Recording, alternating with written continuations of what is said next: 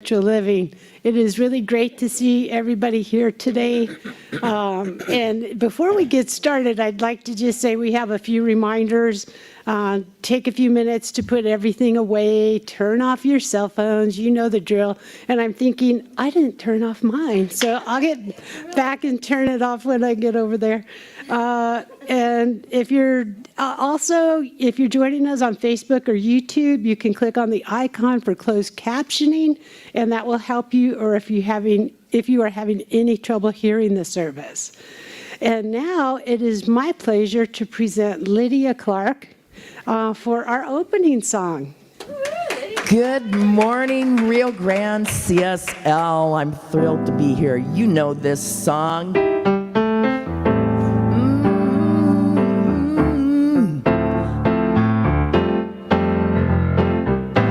God is my source, God is my source, God is my power, God gives me everything I need.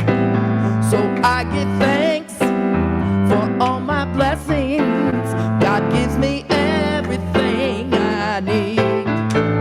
God is my source, God is my power, God gives me everything I need. So I give thanks for all my blessings, God gives me everything I need. We sing love. Love is my source, love is my power, love gives me everything I need. So I give thanks for all my blessings, love gives me everything I need. Yeah, joy is my source, joy is my power, God gives me everything I need. Joy is my thanks for all my blessings, joy gives me everything I need. We sing peace, peace is my source, peace is my power, peace gives me everything I need. So I give thanks for all my blessings, peace gives me everything I need. Sing God again. God is my source, God is my power, God gives me everything I need. I give thanks for all my blessings, God gives me everything I need. God gives me everything I need. God gives me everything I need. All right. Thank you, Lydia Clark, very much. Welcome, everyone. We are so happy you are here. Blessings. It is a fine, warm day out there. Woo! So, I am Gil Olmsted. I am the spiritual director here at Rio Grande, and I just want to take a minute to say thanks to all the different people who have made things happen today. We have sound and camera and bookstore and food that's come in and lots of things. And then we have some practitioners who are graciously holding high watch. We have 3 around the room I see from here. So we have Chris and Nancy and Gregory all holding vigil for us today. And we have Lisa, who will be bringing us the vision and mission statement and a reading. Yes. And our speaker is most happy that a reading will be coming. She's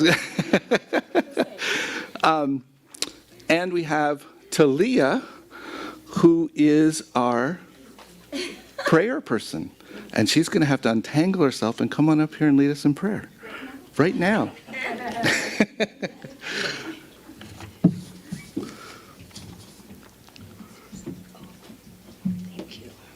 I need all the help I can get. And that help is always ours in every moment, in every space.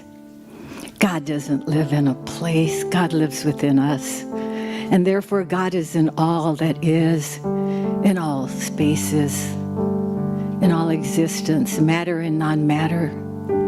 consciousness and non-consciousness. We still arrive to where we need to be, for Spirit is with us. And Spirit is with us today and within us and all about us as we gather here at the Rio Grande Center for Spiritual Living to live in Spirit's light and Spirit's love, which is the same as our own divine love and light. And so may we know this as we move forward in this service, opening to all that we may receive and giving all that we have to give, for we are Spirit's light on this planet. And so may we all know that light and that blessing henceforth. Say with me, please, and so it is. Thank you. Thank you so much, Talia. And with that anchoring, all of that love and that understanding comes out of the basic things that we know here as a New Thought, Science of Mind, tradition, philosophy, understanding group of people. And so I would just like to anchor us in our basics. And one is that we know that God is the only power. There's only one power. And we also believe that thought is creative. So we have power over our lives. And we believe that everything is either an act of love or a call for love, because it is all love. That's all there is. And finally, each of us is whole, perfect, and complete. And if you have any doubts, see me later. We'll have a chat. It doesn't matter how you feel sometimes. It doesn't matter what it looks like. We still have that place in us that has never been hurt, harmed, or abused in any way. So we hold on to that. And so with that, I just want to welcome again everybody here. Thanks so much for being here. And we like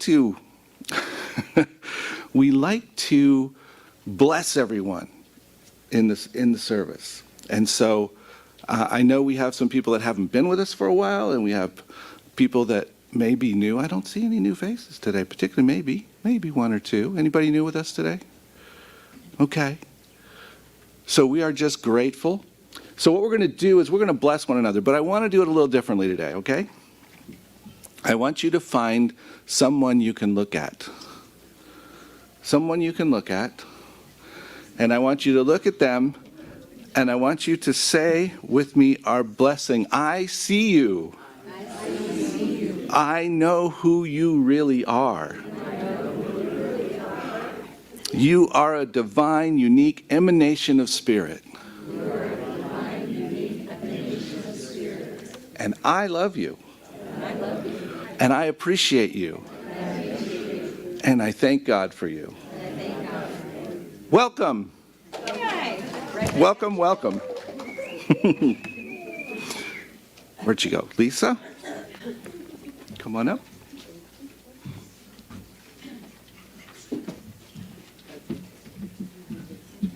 Good morning. He's a lot taller than me. Good morning, everyone, again. And now it's, if you would join me in a reading of our vision and mission statements. Vision, transforming our world, love in action. Mission, loving all creation through spiritual growth and service, always stay true to our highest self. And this morning I have two brief readings, and I'll go over those with you now. So the first one has to do with truth, which I felt was very relevant to what we're speaking on today. And this is an excerpt from The Power of Truth by William George Jordan, which was written in 1902. Truth is the rock foundation of every great character. It is loyalty to the right as we see it. It is courageous living of our lives in harmony with our ideals. It is always power. Truth ever defies full definition, like electricity. It can only be explained by noting its manifestation. It is the compass of the soul, the guardian of conscience, the full touchstone of right. Truth is the revelation of the ideal, but it is also an inspiration to realize that ideal, a constant impulse to live it. The power of truth in its highest, purest, and most exalted phases stands squarely on 4 basic lines of relations: the love of truth, the search of truth, faith in truth, and work for truth. And I'd like to follow that up with a brief poem by Rumi. This is called 111. The lamps are different, but the light is the same. So many garish lamps in the dying brain's lamp shop. Forget about them. Concentrate on essence. Concentrate on light. In lucid bliss, calmly smoking off its own holy fire, the light streams towards you from all things. All people, all possible permutations of good, evil, thought, passion, the lamps are different, but the light is the same. One matter, one energy, one light mind, endlessly emanating all things. One turning and burning diamond, one. Ground yourself, strip yourself down to find loving silence. Stay there until you see you are gazing in the light with its own ageless eyes.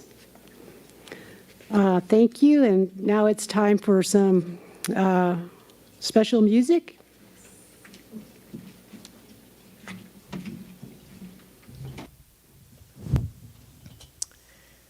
Good morning again. I'm going to do an original song. It's called Not Alone. And like many of the songs that I do, they come to me in these downloads. And I just feel really blessed when this happens.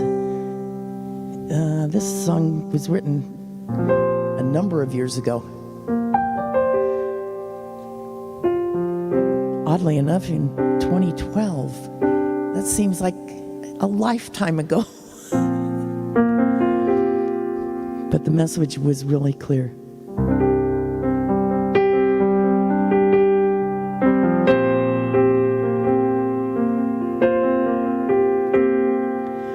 What will I hear when I turn out the lights?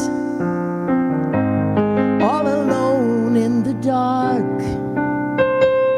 Will I hear the birds in the distance? Will I hear the ocean roar? Will I hear the songs of fairies and elves? Or will I only hear myself? What will I hear when I turn out the lights? All alone in the dark, I hear the beating of my heart, the thoughts inside my head,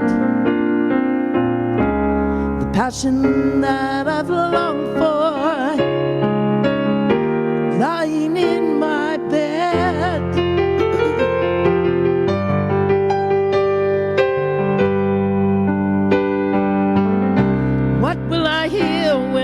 Turn out the lights, all alone in the dark.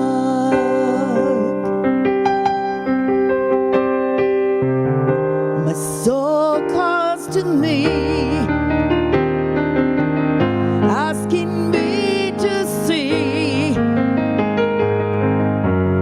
what is here for the asking, for my heart to free. What will I hear when I turn out the lights, all alone in the dark?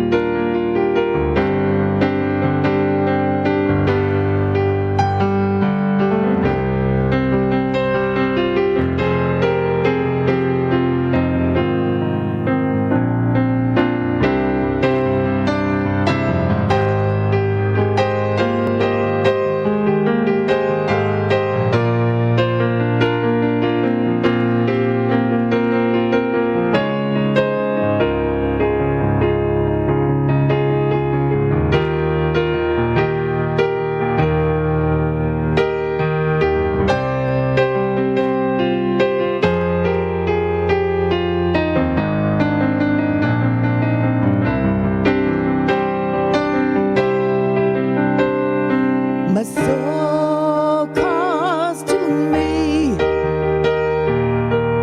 asking me to see what is here for the asking, for my hands to free. What will I hear when I turn out the lights, all alone in the dark? It's God I see when I turn out the lights. I'm not alone in the dark. Not alone. Not alone.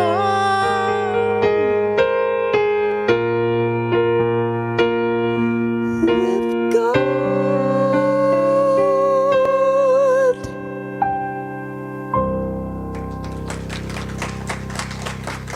Thank you.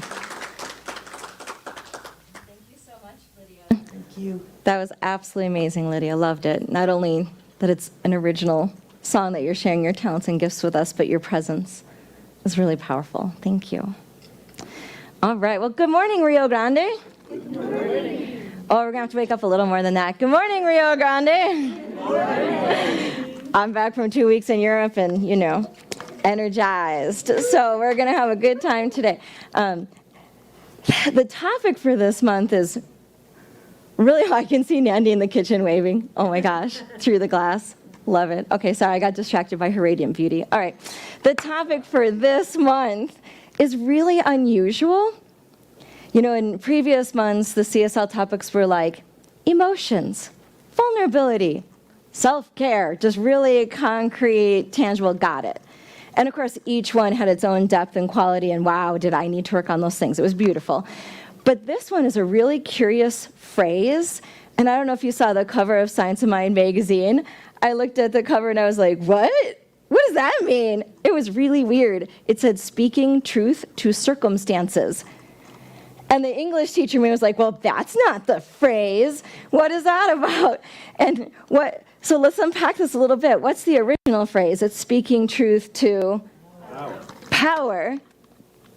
So it really made me just sit down and think about this for a minute. Like, well, wait a minute. What does that originally mean? Usually when people say speaking truth to power, it means that there's some kind of disproportionate power balance. Something's totally out of whack, that it seems someone has a lot of power, someone else doesn't.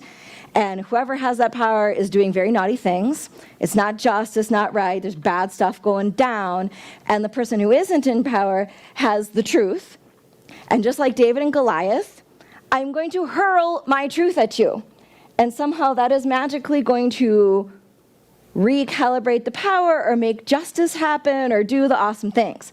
So if your goal is to just kill the other person, which is what David and Goliath did, then you just keep on hurling that truth. Good job. But I don't think that's our goal in this spiritual community, and I know a lot of us have just never really seen that work. In the Bible, when it says the truth shall set you free, I don't think that's what was in mind right there just by hurling truth at each other. So we know that if we're looking for actual change, which is what you want when we're speaking truth to power, we want change. When you want actual change that is high impact, long-term, sustainable, we know that we have to have a narrative shift. Well, that doesn't happen if someone's just hurling stones at me. I'm going to be very defensive. I'm not going to listen. I'm going to, forget it. The conversation is over. It's not effective. Because truth, capital T, truth, takes time to understand. And it takes relationships to explore. And it takes inner work to get there. And that's actually why we're all here. I know I'm preaching to the choir, like we are all deep students of the truth and doing the inner work, or we wouldn't be in this spiritual community together sharing the journey. But here's the other trick. So we get truth, but let's think about power. When we say we're speaking truth to power, that's actually the way people use that phrase. That's not what we believe power is. That opening song that Lydia chose for us, that God is my source, God is my power, that's the kind of power that we talk about in this teaching, faith, and tradition. So really, when we think about what are we speaking to, who has the power? Like, these are all the things that we need to figure out here. So in our fabulous textbook of Science of Mind, written by Ernest Holmes, it's a good one. The first 4 chapters are the introduction, and it's interesting what they're titled here. The first chapter is The Thing Itself, which is a way of saying the divine. And then the second chapter is The Way It Works. And then it's what it does, and then how to use it. So it's very practical. I love that. I'm a practical kind of girl. But in the how to use it section, that's where we get truth and power. It's like the 1-2 punch. How do you use the divine? Truth and power. Those go together. And so on page 58, for those of you following along at home and looking it up in your Science of Mind textbook, 58.2, Ernest Holmes is talking about how we have the power of creation when we speak our word with faith in the truth. So he writes, we do not put the power into this word, but we do let the power of the law flow through it, and the one who completely believes in this power will produce the best results. So translation, to make that a little more modern, own your truth. We have to own it to be able to use it. And then on page 59, he goes on to write about people, practitioners, so people practicing this faith, who might be praying or working with someone else. How do we use that truth? He writes, a practitioner consciously removes the apparent obstruction and leaves the field open to a new influx of spirit. He resolves things into thoughts, dissolves the negative appearance in the condition by recognizing only perfection and truth. And then, you know how Ernest Holmes, if any of you have read this book before, puts things in all caps so it feels like he's yelling at you. It's really funny. So I'm going to say this muy fuerte because it's in all caps. All right. He says, the practitioner must know and must state that there are no obstacles in the pathway of truth. And then he calms down. He must know that his word, being the activity of truth, removes all obstacles from the pathway of the one for whom he is working. So we have to know it, we have to own it, we have to work it. Because truth is power. And there's no way for power to be unbalanced unless we forget what power is, which is the truth. Ooh, we're going in circles. Isn't it great?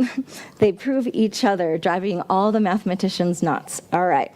Because power is, truth is, God is, I am.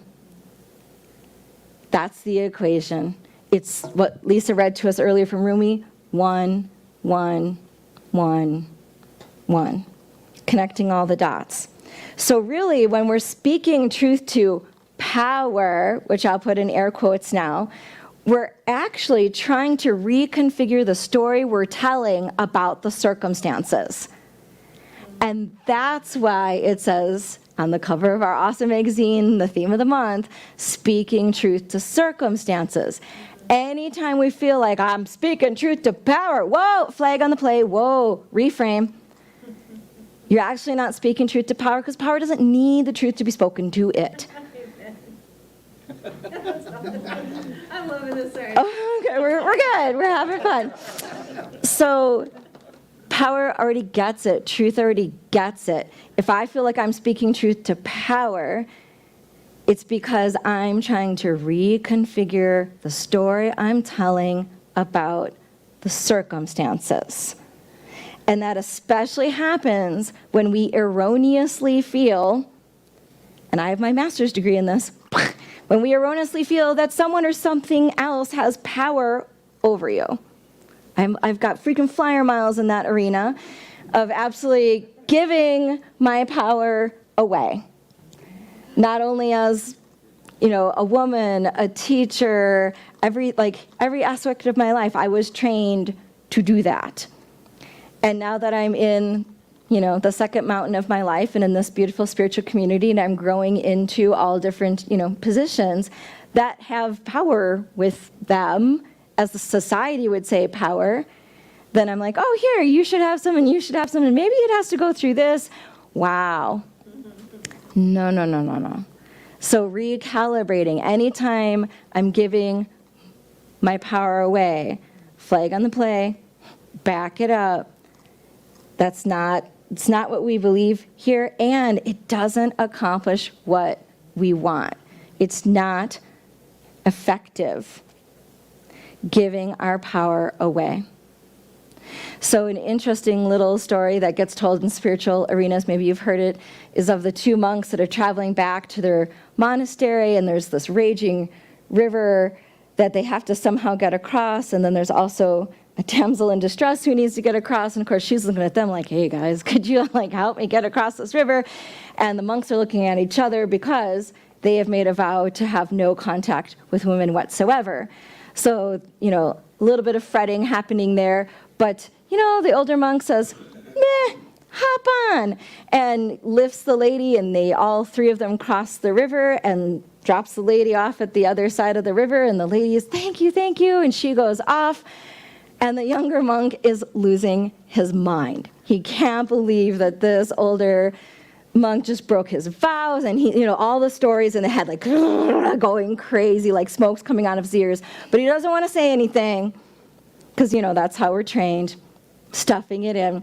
And so they walk for about an hour, and he doesn't say anything, and they walk for about 2 hours, and he doesn't say anything, and he walk for about 3 hours, and this younger monk cannot take it anymore, and he blows his stack. He's like, I cannot believe that you did that. We took a vow to not have contact with women, and you carried that woman across the river. And the older monk looks at him and says, I only carried her across the river and put her down. You've been carrying her for these 3 hours now. Wow. Who gave away their power in that moment? So how many times, with how many behaviors do we have where we're just giving our power away? I think of things like when people are offering throwaway apologies. Oh, I'm so sorry I parked in your spot. I'll just go with you. Oh, I'm so sorry. I'm so sorry. I'm so sorry. You hear all the time. Could we save the apologies for when we really step in it and do something serious and you honestly need to apologize? Yes, please do. But the throwaway apologies, again, that gives away our power, or the diluted speech patterns, like I was taught, to tap dance around something into hem and haw, and maybe if I just soften the blow, and then I absolutely weaken my message without having direct communication. Or maybe you give your power away with the self-defeating talk inside your head. Oh, you can't do this. It's not going to turn out. Oh, that sounds awful. Like, oh, yeah, no one's going to like that. Like, what do you think? All the stuff that runs through our head. No. Could we flip it into the cool aunt? Do you have a cool aunt? Or do you have like an awesome grandma? Like, who is the most supportive, or a best friend? Could you fire the voice inside your head and hire the voice that's going to power you up instead of taking you down? Or another way we give away our power, have you ever been just walking on eggshells around a certain person or a certain context, so then you're kind of facilitating manipulating the situation, which I know is Reverend Gill's favorite word that I made up.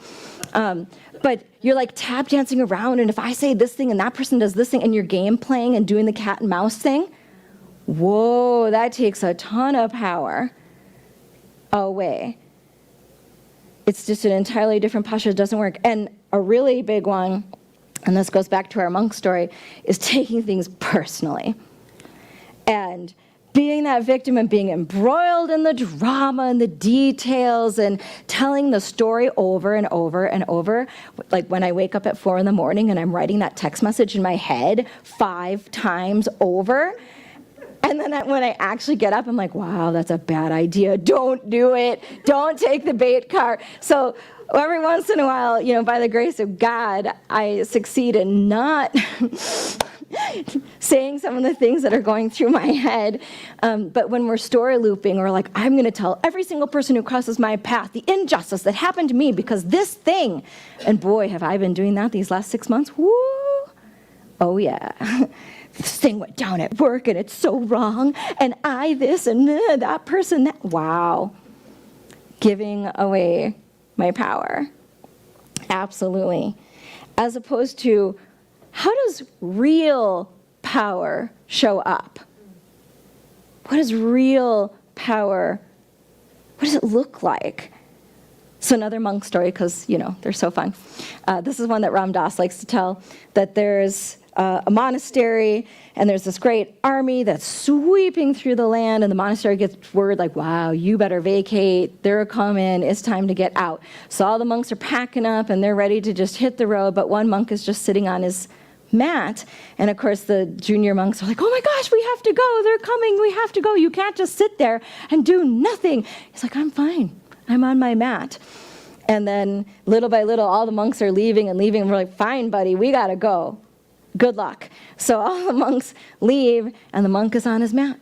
And he can hear, all the destruction or whatever is happening in the village. He's on his mat. And then you can hear the army getting closer. He's on his mat. And the general bursts into the door, and he's outraged that someone would still be there. And he gets in that monk's face, and he's just yelling at him like, who do you think you are? I could cut you through with my sword in a second and not even blink an eye. And the monk looks back at him and says, who do you think I am? You could cut through me with your sword in a minute and I wouldn't even blink an eye. And of course the general bowed to him and left. Can you imagine having that kind of power? Knowing it, owning it, using it. When we consciously stand in our truth and remember who and what we are, then we are a conduit for power. And it doesn't have to be noisy or violent or aggressive or I'm hurling something at you. You've maybe seen this when people walk into the room and they know who and what they are. And there's a presence and a power that speaks for them. It just is, and the world reconfigures because of that presence. It's quiet, it's sweeping, it's impactful, and if it is true power, it is life-affirming. It is life-giving. It's the win-win in that situation. It's real power that we see in historical folks like Martin Luther King Jr. and Gandhi and Mother Teresa, tiny little wisp of a woman who you would think had no power at all. But I know you all would agree she was a powerful woman, was she not? In the face of outrageous power, the powers that be, and yet she was heard and seen and accomplished her mission because she knew her truth and she stood in her power. So this week, I'm hoping you will consider, what are your power patterns? We all have different little behaviors and things we do, ways we've been trained, things we might not even be consciously doing. Could we observe ourselves this week like the good scientists that we are?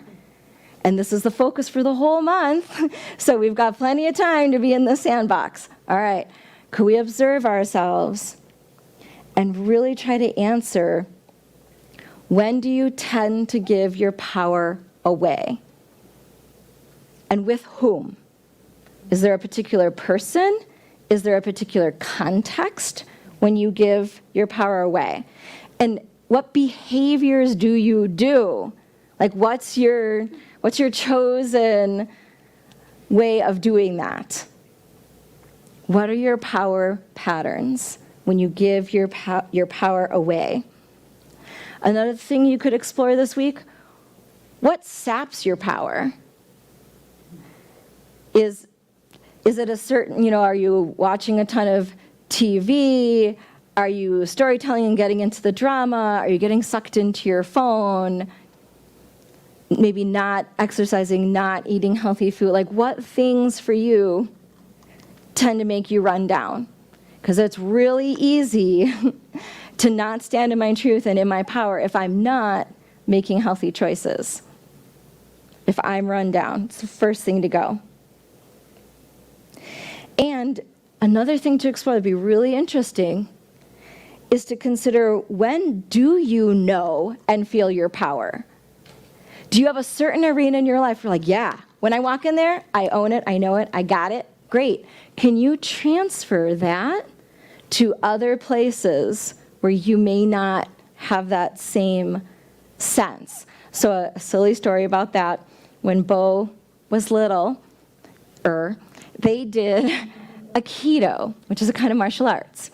And the sensei was like, we want the parent on the mat so you understand what your child is going through. And boy, talk about unconditional love, because I'm the most unathletic person of all time. There I am, 40-something-year-old on the mat with 10-year-olds. It was ridiculous. And I'm doing the forward rolls and the backflips and all the moves and the thing. I mean, but I was terrified. And in that context, I didn't talk. I was this quiet little timid mouse. I was scared to death. I just was like this big. And then, when I was a school teacher, my students wound up taking a field trip to the dojo because it was a really cool lesson that they could learn there. So in that position as teacher, let me tell you, I was in charge of those students. And I needed them to, stand up, sit down, do the thing, spit out your gum, this is what we're going to do, this is how it goes. The sensei looked at me like, where has this person been the whole time? Let me tell you, the next time I went to practice, oh, did he read me the riot act. He was like, Kamatara, where has this person been the whole time? You are a powerful woman. You need to bring that power to the mat. Transfer it over. So think about, where do you feel that resonance? And can you bring that to a place where maybe you don't normally feel that? Because you have not changed. Only the circumstances have changed. So speaking truth to circumstances, we can transfer that power. The last thing for you to maybe think about this week is what reconnects you with the truth that powers you. Hopefully coming to Sunday service does that for you. Maybe you have some inspirational music you listen to. I hope you have a prayer partner, because let me tell you, when I can't remember the truth for myself, my prayer partner plugs me back in. So there's all different ways to reconnect to the truth that powers you up. All right, so the reframe for this month is, can you recognize when you're just hurling truth, when you're merely speaking truth to circumstances? Can you know that no one and no thing has power over you? And I love Jesus' words, get thee behind me, Satan, thou hast no power over me. It's that kind of clear statement that we're going for here. Because when we own our truth, then we stand in our power, and that is the ultimate freedom to live out loud. All right, let's take it to prayer, which is one of the ways we plug back in to our truth and our power. And the practitioners and ministers, if you'd like to surround the room to support us in this prayer, that would be beautiful. That's just a wonderful visual of how the arms of the divine are around you right now. And so knowing there is one presence, one love, one mind, one heart,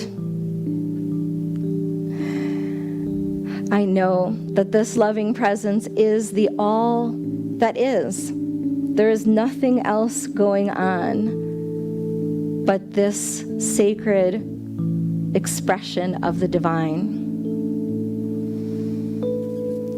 And this sacred expression of the divine is so infinite and so varied, and it expresses as each one of us and the experiences of this earth and what happens between us, in us, as us, through us. That is where the divine shows up.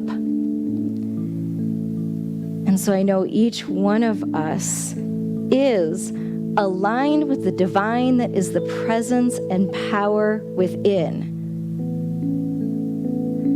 Each one of us is a conduit for truth.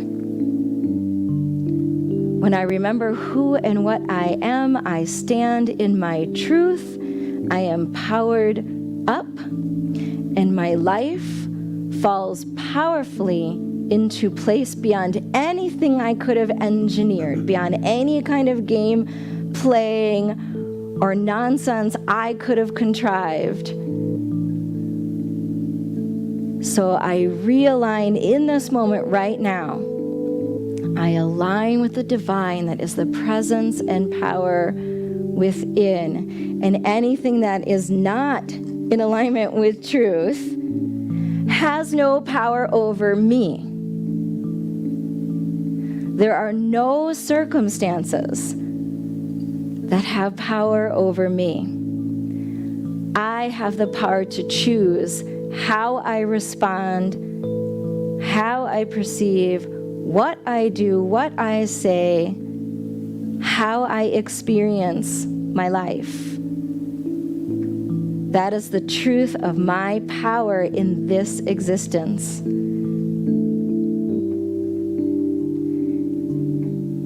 I also take this moment to surrender any circumstances, people, situations, anything that gets me out of alignment, anything that gets me all riled up, and then I give my power away and I play the games and do the thing. No, I'm just going to pack all that up and I'm going to put it in a little mental basket and send it over to the divine. I'm just going to surrender anything that gives my power away. And I welcome the clarity of spirit, the divine guidance to know when I am doing that I recognize it right away. And I make a different choice. I plug back into my power. These circumstances have no control over me. And I'm so grateful for this moment to reconnect with the truth, capital T, and to put circumstances into perspective, to remember who and what I am and the power that I have, because I am that which thou art, and thou art that which I am. And so I'm grateful for how this universe is aligned. It's so perfect and beautiful and whole and complete and fantastic. And I'm grateful for all the bounty that comes out of our lives when we remember who and what we are and speak from truth and function with power. I know that we are truly blessed. So knowing that all is well, because power is, truth is, God is, I am. So how could it be anything less than well, knowing it's all well? I release this prayer into the law, knowing that the power that flows through this prayer manifests in sheer perfection in each of our lives. Divine right order is always the order of the day. So I let this go and let it be, knowing all is well. And so it is. Amen.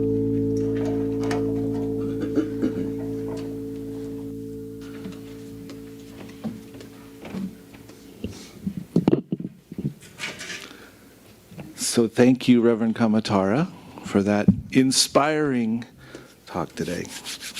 Does everybody agree with me? You're all kind of quiet. Unfortunately, I have to go home and call myself out on a few things now. I'll be busy the rest of the afternoon. No, it's fine. I put your stuff in the podium. That's okay. We're good. So, we have the opportunity at the moment to take all of that energy and love and power and place it into how we support one another in this community. And so we all have different ways of supporting through our gifts, through our love, through our talents, through our time, through the computer, through the phone line. There's multiple ways that we show up. And we're just going to take a moment today to bless our physical gifts, and then we will have the opportunity to bring them forth and place them in the baskets, and we will hear from Lydia. So, say with me the thing that was on the screen that they thought I wasn't going to do. And here it comes any second. I am, yep, there it comes. There it is. I am abundant, and I give from my abundance. I am prosperous, and I give from my prosperity. I am blessed, and I give from my blessings. My blessings of spirit are as abundant as the stars, and so I give and receive generously. So it is.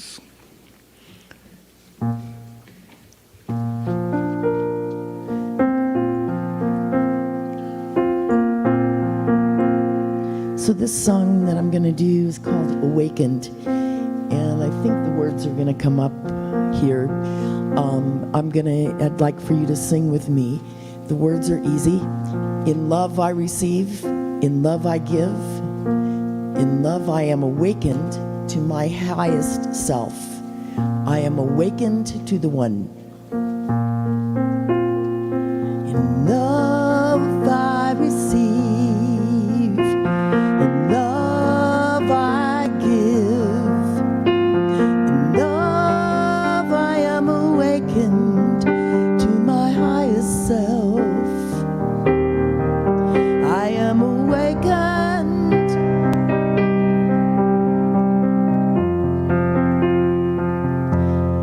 to the one.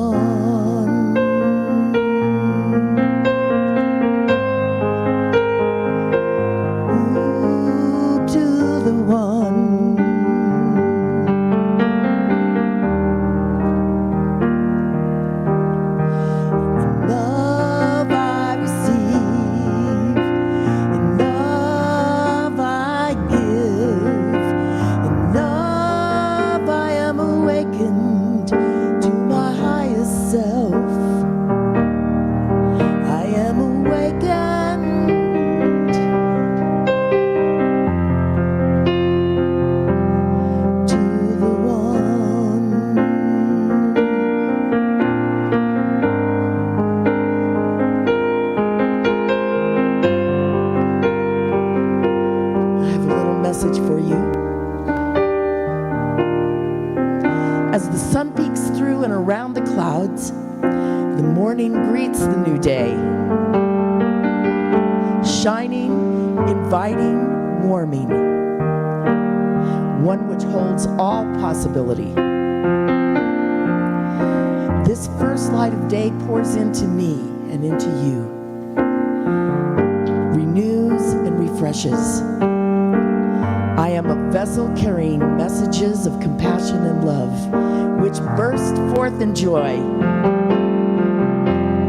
Love I receive, love I give, in love I am awakened to my highest self. We're gonna sing in love you receive, in love you receive, in love you give, in love you are awakened to your highest self.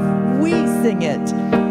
In love we receive, in love we give, in love we are awakened to our highest self.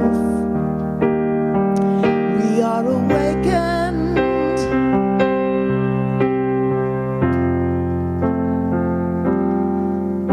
to the one. Ooh, to the one.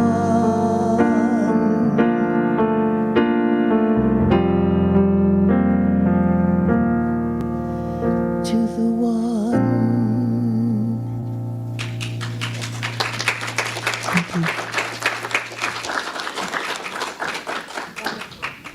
Oh, thank you so much for just reminding us of that. So from that space, we just bless all that has come forth physically in the baskets today, knowing that this and all the other gifts that are here in this community are bringing forth great and abundant growth and activity and love in action. And so we give thanks. So it is. And I would like us to just take a moment to hold a couple of people in our hearts. I know that Susan Clark is not with us this week. She has been away with her daughter who was ill, and we just want to hold her and her family in our prayers. And Marilyn Kirk is still recovering from whatever it is that got into her. And she's, we just want to bless her this morning. So if we just do that. Thank you so much. And I'm going to try to mix up Lisa if I can. What I'd like to do right now, before she comes, see, she knows me. I am just going to say, let's do our birthdays right now while I'm here. Who has a birthday this month? Miguelito! Come on up. Come on up. Come on up if you have a birthday. Come on forward. Your prize, you get a prize. Hey, Miguelito. Yeah? When's your birthday? Can you tell us? Say Wednesday. Yeah. July 5th. Say July 5th. You know what? We can usually hear him without a mic. Today, we're having trouble. Bob's up here too. All right. Or is it Chico's birthday? Which one? No, it's not. Okay. So, It might be his. let's go ahead and sing happy birthday. Happy birthday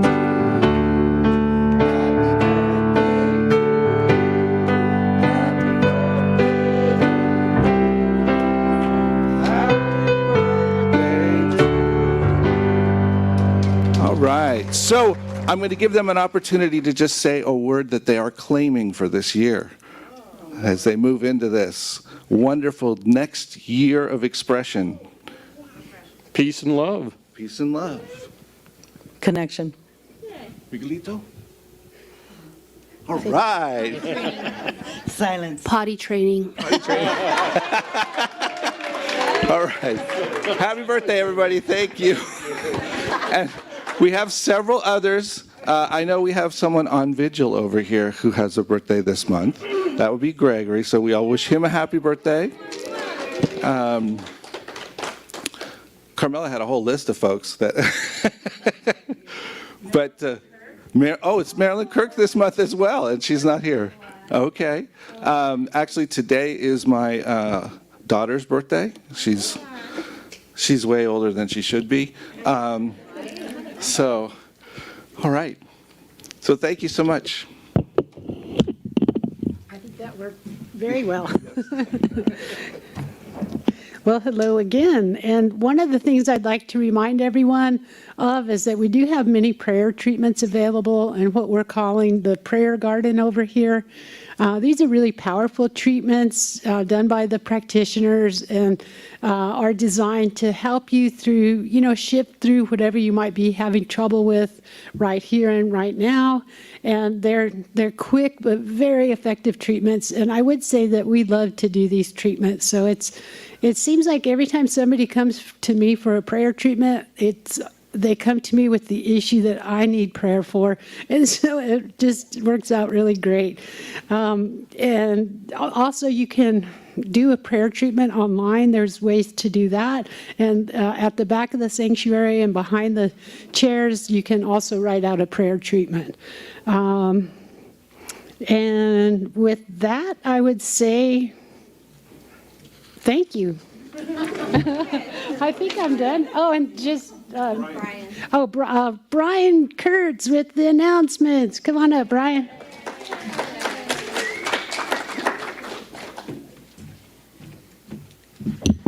Hey, so first of all, couple more birthdays. Mike Hacker, I think, is in Colorado. And Pat Justice, whose fun colors and braids I just love. She's not here today, but happy birthday to her. Kamatara just nailed it. It's like truth just washes away all the stuff that's not, right? It's like the power that you are. Hear that? Not the power you have or you can get, but like the power that you are is available. Notice in your power patterns, just great stuff. And just being the vessel that we are. And thank Lydia for being the vessel she is, blessing us with the music. Phenomenal. And I want to announce that a little while ago, Mark Ayers and Reverend Gill asked me to get an announcements ministry together. And I thought, how cool is that, right? It's like everything can be a ministry if we bring the vessel that we are. So what I'm doing is I'm starting the announcements ministry. So it's going to be, I'm going to kind of unofficially name it the Connect and Radiate ministry, because that's ultimately what we're doing, right? So if you want to learn more about connecting and radiating, that's what we're going to turn the announcements ministry into, to be the vessel that we are. I also want to make sure on a totally different field, practitioner emeritus Julia Washington's celebration of life is July the 7th at 4. It's going to be here. I'm sorry, July 11th at 4. Thank you. And please RSVP for that because it's liable to be kind of crowded. I've left a sheet in the back with the link to the Breeze segment of our website where you can sign up, make sure, because if enough people sign up, then people can be prepared. We can have the room ready and everything. You can also find it on the website. And it's also on the website. Thank you. Yeah, I didn't want to create too big a line in the back. Gilbert, let's see, let me make sure I'm not, facilitation workshop next weekend. It's going to be great. July 9th, 12:30 to 3:30, right after services. $30 prior to the July 9th, $35 the day of. That's going to be great. Sacred Facilitation Mastery Workshop. Bringing the power to that and leading groups. Let's see. Oh, there's this guy, Brian Kurtz, who's got a book out. Gilbert was going to do the announcement for this today. He's not here, so I'm going to do it anyway because I can. But I've got this book called Access the Real You, Touching Your Divinity and Applying Its Wisdom to Your Life. It's all about being the vessel that you are. It's all about bringing the energy and the power that you are. And how do you get there? In a really practical way. They gave me 5 minutes. Yeah, you know I could talk for 5 minutes, but I'm not going to do that. The point is, it's a really cool book. It's in the bookstore. Check it out. There are also little trifolds if you're not sure if you want to buy the book, read the trifold. Maybe that'll help on that one. I don't know. I mean, it's a CSL congregation, right? So it's not like anybody here needs it. But if you forget, the book's a great way to get you there in pretty rapid order. Jack's Creek Camping Extravaganza coming up Friday, August 4th through Sunday, August 6th. You can also just come for the picnics, like $10 per night to stay there if you want to stay there. But that ought to be a great time to hang and sing and sweat and get a couple of mosquito bites and overall just have a really good time. There's a cake in the back today acknowledging all the birthdays, and Reverend Gill, who, even though he didn't actually get here till August, was on board in July, and this is his official one-year anniversary for that. Thank you for being here and being who you are for all of us. Lisa. Brian, what I'd say about Jack's Creek, if you can announce it too, is that there will be a sign-up sheet in the back. Yes, I don't know if you could hear that, but there will be a sign-up sheet in the back for Jack's Creek if you want to go. I don't know if I can do the weekend. I know I'm going to be there just to have fun and hang for a little while, worst case. And just know that there's prayer support available if you need it, no matter what it is. Maybe you're just having a rough day. Maybe you're having a rough year, whatever. You're bigger than that, and our prayer folks are there to support you in remembering who you really are in the matter. So thank you.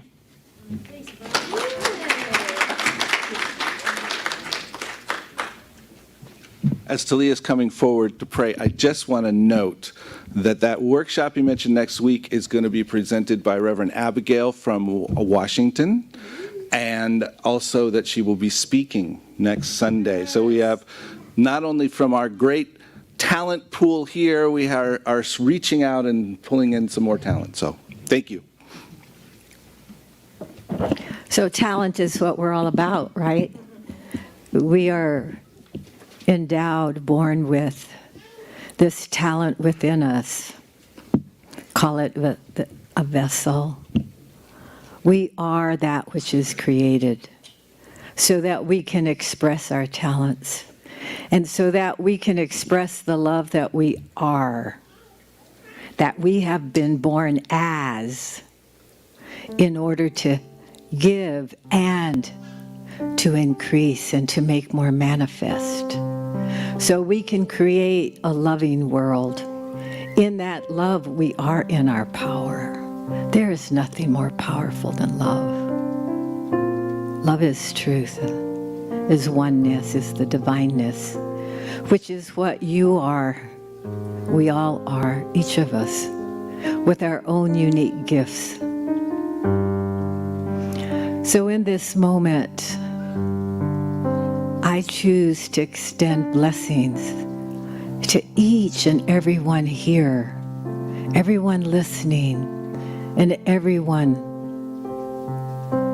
who is on this planet, no matter legged or non, whatever the form, so that we may be and express that love that is the essence of the divine, which is why we all came together here this morning, so that we can be and express that divine essence in whichever way or manner we choose.